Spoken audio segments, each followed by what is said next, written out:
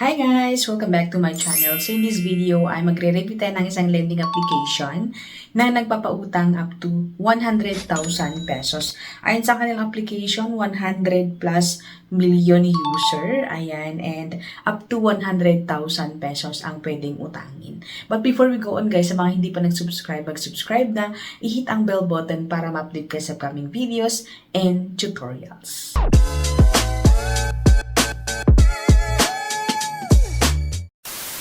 Welcome and welcome back to my channel. So in this video guys is i-review natin ang isang lending application na kung saan ay nagpapautang daw sila maximum of 100,000 pesos.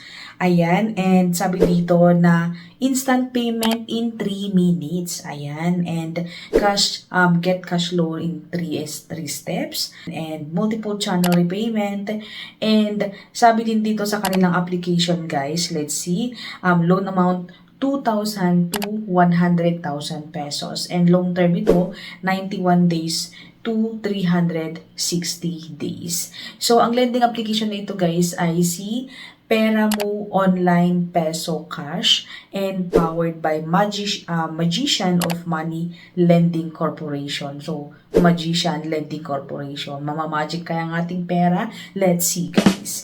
So, meron silang 4.1 stars and 16K's reviews. Ayan. So, upon downloading guys ay may pa-welcome sila and yung permission sa ating of course SMS, call logs, location, and contact data, installed application, and device information. So, agree or disagree. So, click natin yung agree and then we will go next. Ayan. So, ibibigay na sa atin yung maximum na pwede daw nating utangin as first timer. So, sabi dito, 1,000 or 10,000 pesos loan amount.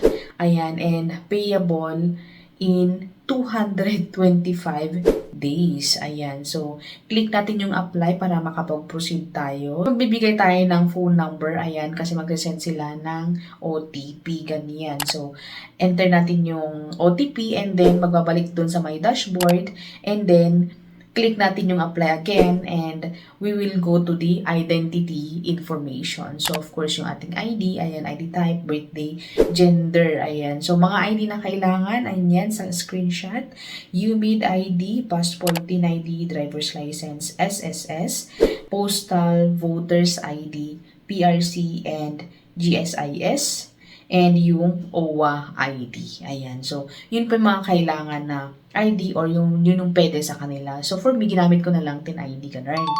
So, input your name of the ID. So, ID or yung pangalan ng nasa ID ang ilalagay natin para hindi ma-reject yung ating application. So, ilagay natin ng last name, first name, and yung middle name, and click natin yung next. Ayan, so next is yung personal information, marital status, education, residential address, email.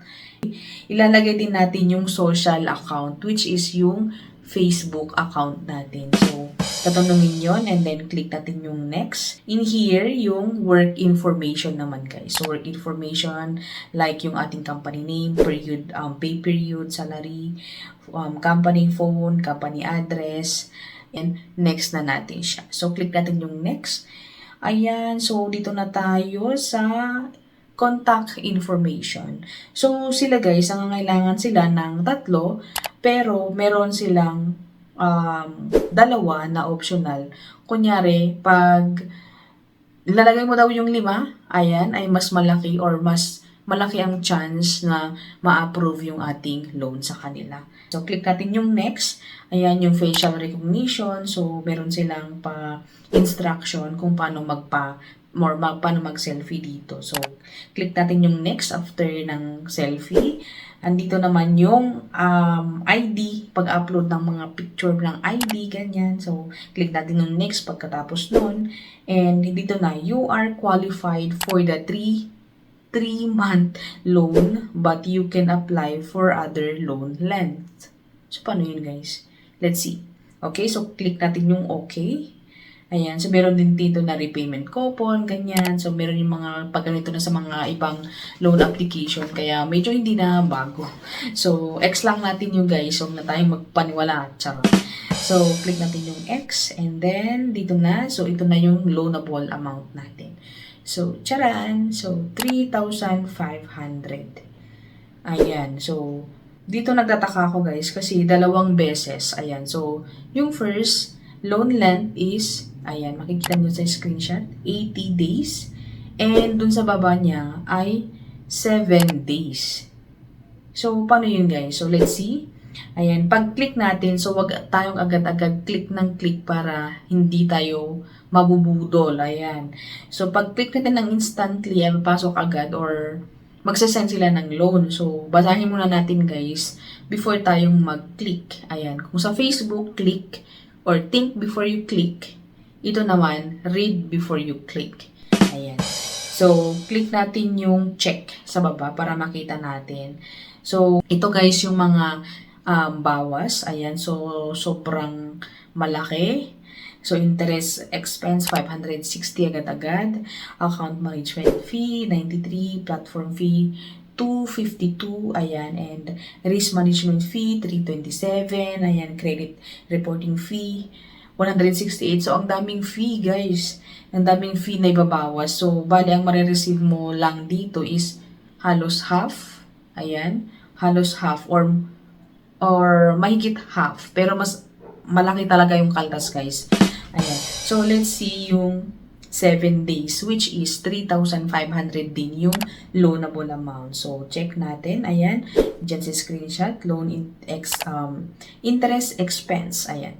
25 pesos. Account management fee, 137. Platform fee, 354. And then risk management fee, 354 din. And then yung credit reporting fee is 550. Ayan. Yung mga bawas guys is sobrang laki.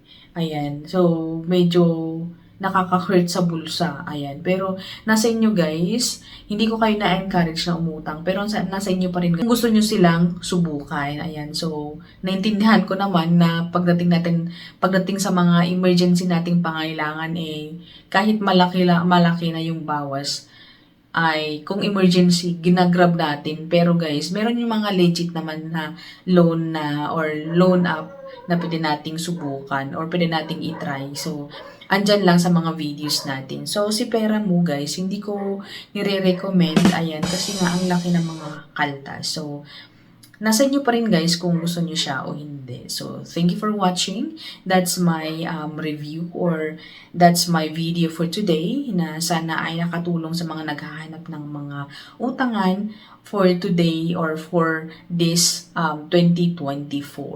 Thank you for watching guys.